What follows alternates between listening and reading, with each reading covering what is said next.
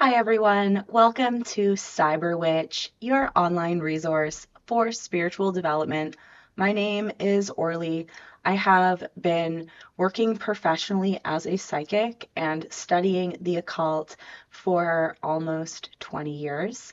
Artwork is a way to express and share contact with things that are unusual, paranormal, and not of this world. These are my spiritual experiences that guided my occult art and witchcraft, as well as demonic experience that showed me how to see other dimensions. And so, what I'm going to do today is take you on a tour of some of my favorite pieces of artwork that I've created over the years, where I have learned from other dimensional entities through visionary magic, how to see other dimensions, and I have divided it into several different categories based on experiences and how that translated into artwork.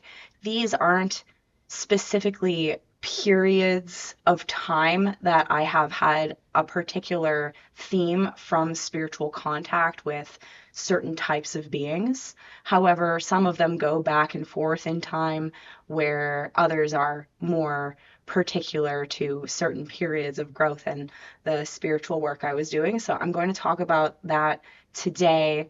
And before I get into showing you the artwork, I wanted to talk about a concept in my practice of spirituality that I love, which is from Sanskrit. The word is called bhakti. And in my practice of left hand path Hinduism, I work with this concept as a way of creating my artwork because bhakti is our way of showing our spiritual devotion. And that can manifest in so many different ways. However, for me, creating the pieces of artwork is one of the strongest ways that I can create icons that are portals and gateways to these spirits in devotion to them, but also convey messages from other worlds to you through interacting with them in the deep meditative state that comes through me when I am channeling these pieces of artwork. Because one thing that's very interesting about my process is I don't usually make a plan or an outline when I'm creating. I will look at a blank canvas or piece of paper and then just start putting things down in a very automatic style, like I talked about in my last video, inspired by Austin Osman Spare in his work on automatic writing and drawing. So that is very much a style that I trained in for creating artwork. And this has unfolded through time in a lot of different ways. So today I'm going to start by showing some pieces that I think are the correct place to start, which is the catalyst of alien transmissions. So before I got into the occult, I had a lot of experiences with alien entities, and that is what caused me when I was a teenager to start seeking more information about what was going on. And so this really amped up once I started getting into esotericism and learning about ceremonial magic.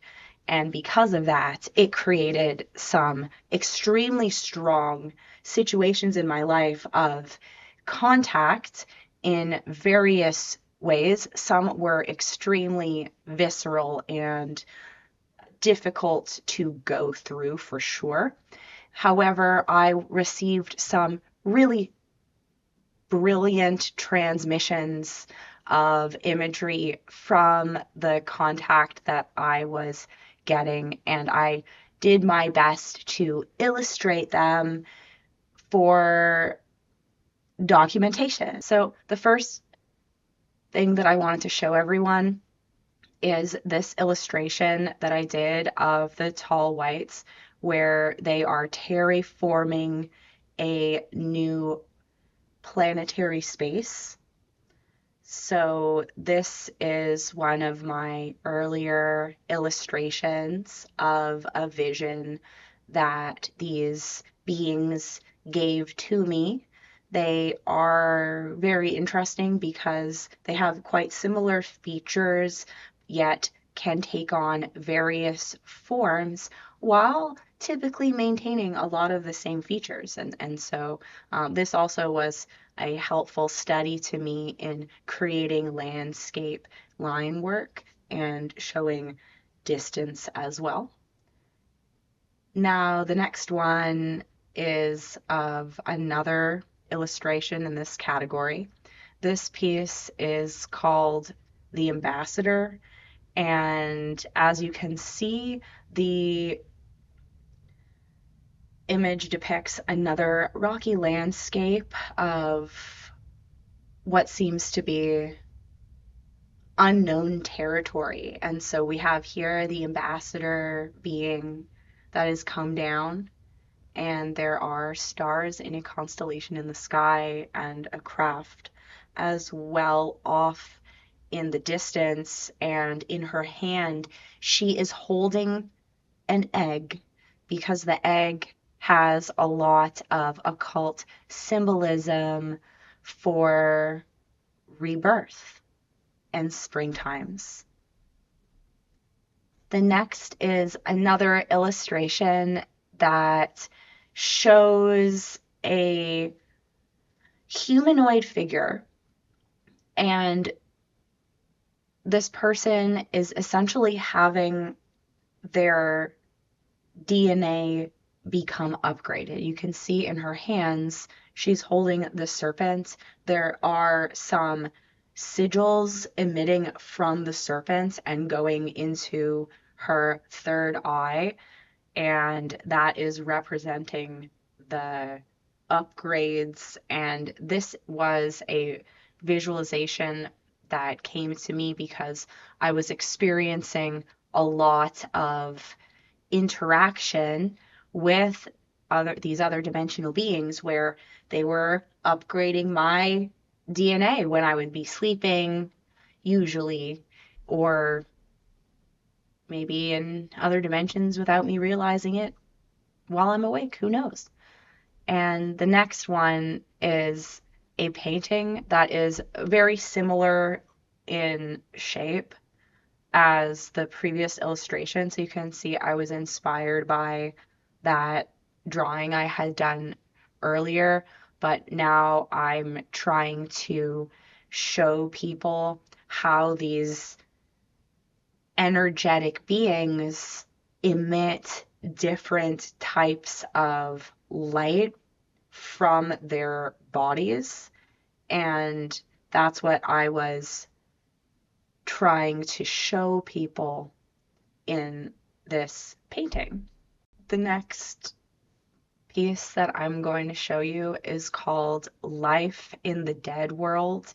This painting is from later in time, and it depicts some of these beings as well as other more human appearing beings, and they are essentially creating life for others that are no longer existing in this dimension. And that was the message to me when I was receiving this transmission, and how it's related to the guiding light of the star in the sky, to follow your way, to have hope on this star.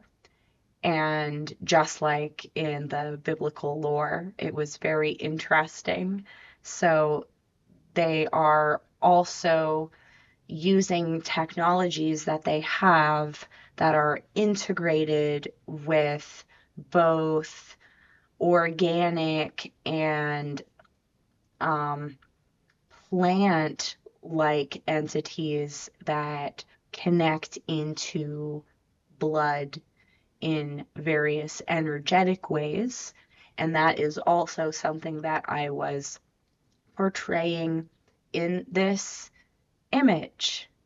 It's very fun for me to try to talk to you about these paintings because when I made them, I truly made the majority of this art with the intention that I wouldn't ever explain it to people.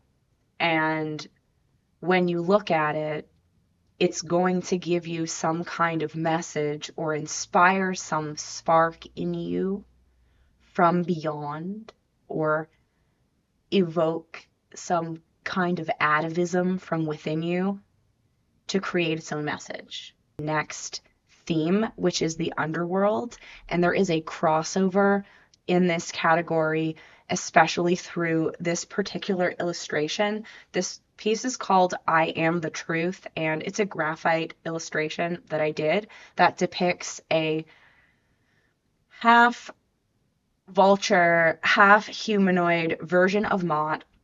And then in the background are once again the tall white beings curled over, just like Nuit in Thelemic iconography and Egyptian iconography, whose body is the night sky, she is a circle, and then her consort Hadit is the point in the center of the circle, and you can see that illustrated there in the background. So they're taking on a lot of different meanings at the same time. And here, this is a portal message that came through to me after my experiences with the contact in the previous images, because I went through such an extreme, difficult spiritual time from that, where the stakes really couldn't be higher in everything that was going on from it, and the strangeness level was basically just off the charts. And Mott came and saved me from experiences that I was having, because I went through a absolutely wild experience where I had a incident happen where I should not have survived. And instead of that happening to me, I went through an underworld experience where I met Mott, and then I woke up with my injuries far less than they were before. And I really went into a very strange mindset after that, wondering, like, am I alive? What is going on? How could this be? And that was one of the main catalysts that changed my life forever, in knowing how strange things actually are in the occult and in spirituality, and when we're working with really dangerous magic in general. So Mott really came through, and this piece is really a connection to her of bridging everything together from those experiences, because it was also right after the illustrations I had previously done and shown you that I went through these other experiences of the darker side of things. And so on the other side of that journey, I had this really beautiful encounter with Mott, where she, of course, as the goddess from Egypt of death, but also of truth and justice, she came through to me and blessed me in my life. And so then I created this other illustration to her that's called The Universe Can Wait. And this is definitely quite a rough illustration, but there is a lot of emotion behind it, because it was what she was telling me when I was going through these experiences and trying to figure out what was going on, and everything before the underworld experience of essentially shifting my assemblage point was such a high level of strangeness that the beings that started coming through were different ones that would not allow me to record them or anything, or even like draw a picture of what was happening. So Mott told me the universe can wait until just everything is back in order. And so that happened, and then I was able to get my painting back together, and I started trying to show and share my experience. I had this whole experience of this very strange place where everything was murky and changing, and there were all these twisting beings, very reminiscent of Hieronymus Bosch in the twistiness of things for sure.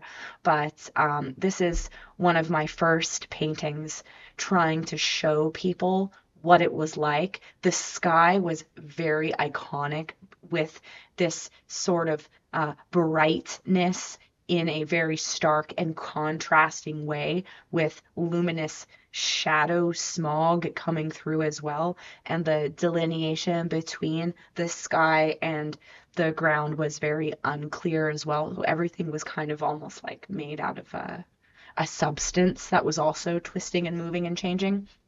So here is another part of the visions. So definitely more like of a hellscape for sure in the overall vibe of what I had remembered.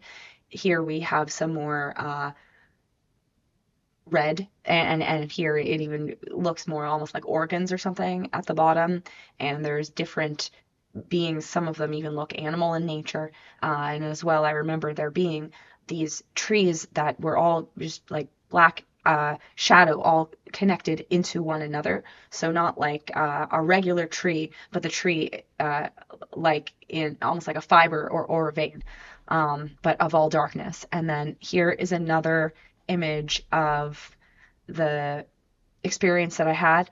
This piece I think is called Interio. I have named a lot of my paintings in Latin in an attempt to try to help learn more Latin, and because it sounds cool.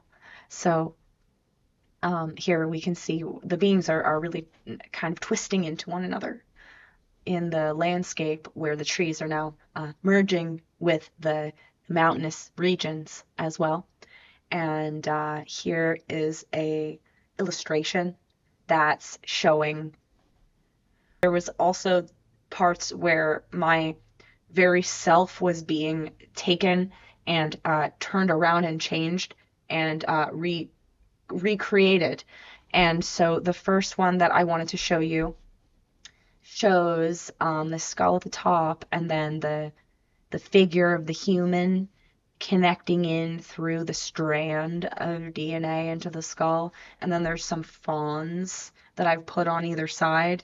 So this is an interesting metaphorical vision, right? We've got the fawn, that's the innocence really being restructured, but also watched over by the fawns, and then death herself crowned.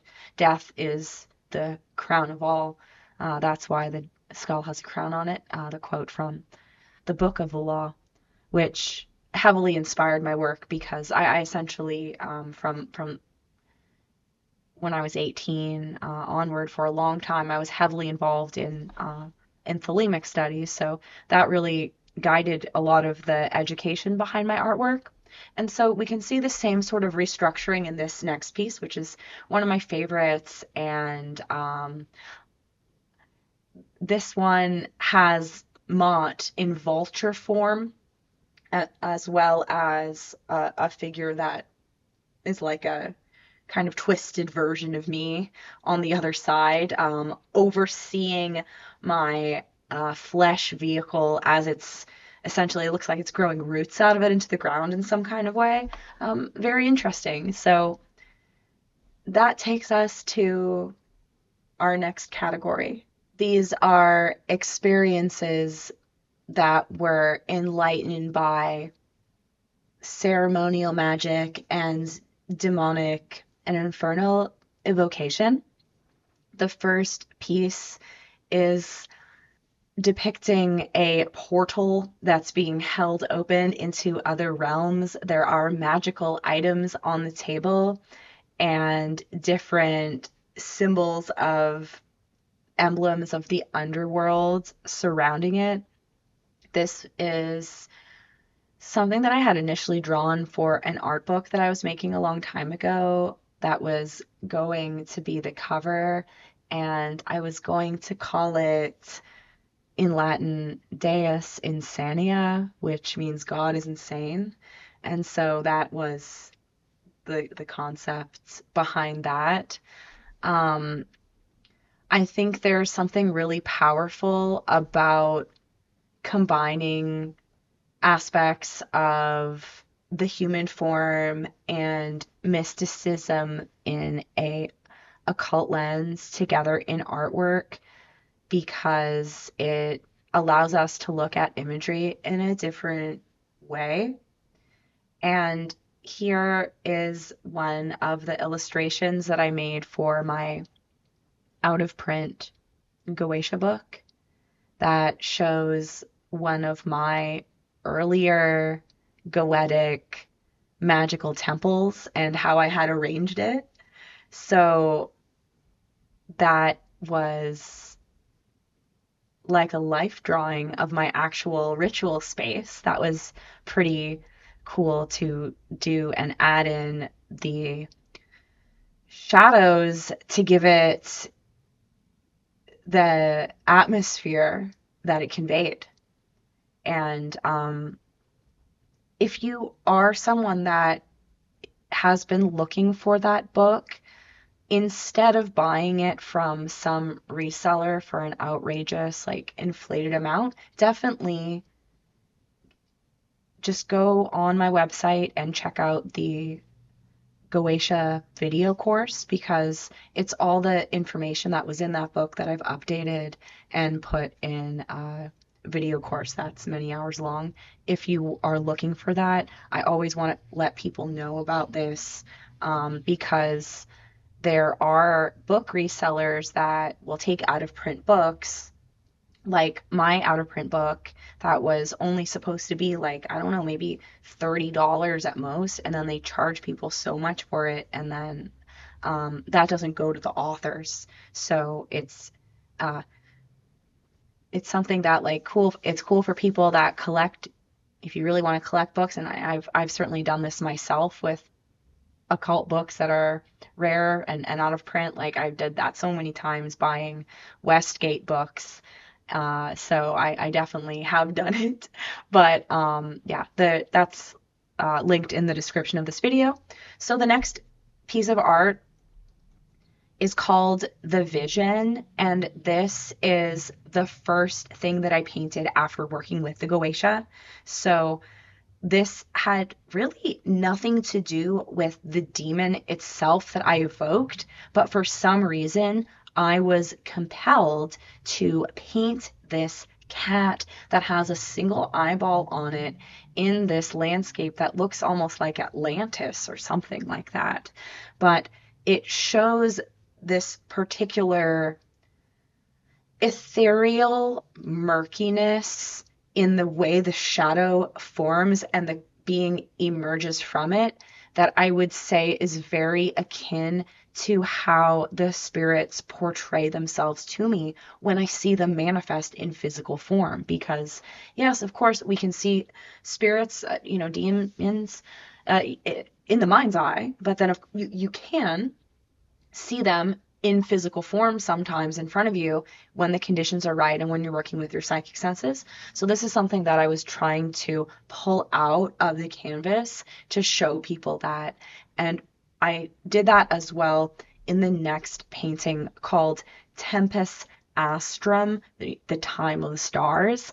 And these beings, as you can see, once again, are the tall whites that I just always am painting because they've been working with me since I was a teenager to try to help encourage me to make art because they want me to show things to people. So that's what I've been doing. And here I'm showing this way that spirits actually like emerge forth from the aether. This to me is how, like, if you're looking at smoke or if you're looking at a black mirror or something like that, this is how they come out. Or even if you're just looking out the peripheral vision of your eye and allow those distractions to fall away, this to me is typically how beings come through. So once again, I'm getting creative with that kind of idea, and I put that into this piece that I really liked called Guiding Light. And the sigil on the side is just something that transmitted through me. So it doesn't have any particular meaning other than what it is supposed to inspire in you, which is literally the enlightenment that there is more to the world than the mundane reality. And then once again, I'm trying to portray in this next painting called Daughters of Fortitude, that is inspired by um, all of the reading I had done on the mother abominations over the years. And here you can see the energy flowing off and out of people into the aether and also in how they connect into one another. So now I'm going to show you one of my favorite paintings, which is of the Angel of Death of the Apocalypse from Enochian magic. Here he is on the pale horse, and this piece was me really showing how the different layers of dimensions come through one another in a way that doesn't really make sense in regular, ordinary reality perception, and how things are layered on top of one another. And then during this period of time, I did another working that was for 3 months, that was to create a talismanic book of silvered leaves, as it were, inspired by the work of John D. and Kelly in pursuit of understanding it, the apocalypse working from legends that Donald Tyson wrote about.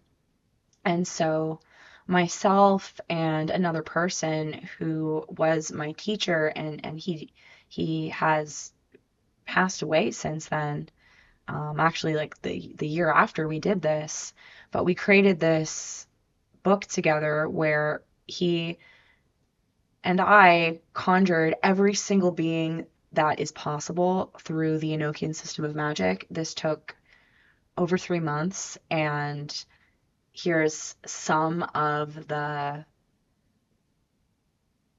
transmissions that I received from it. This one in particular, I thought was interesting and wanted to share with you today. It says, "The revolving shape of the color in space is the ebb of my heart as you take your place." So it was really like interesting because sometimes the spirits will often speak in rhyme or poetry or ways that I don't really understand. There's some language written on here that looks like a combination of various glyphs, cursive Hebrew, and numbers that are related to Kabbalistic connections. So they would often communicate to me through numbers that I would then later look up.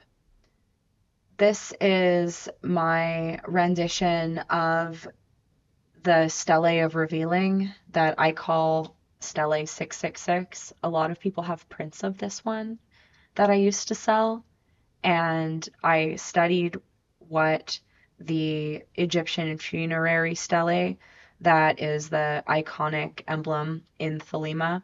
So I studied what they were doing and what the actual artifact fully represented to create my own interpretation of the characters in the image. So it's in my own particular style.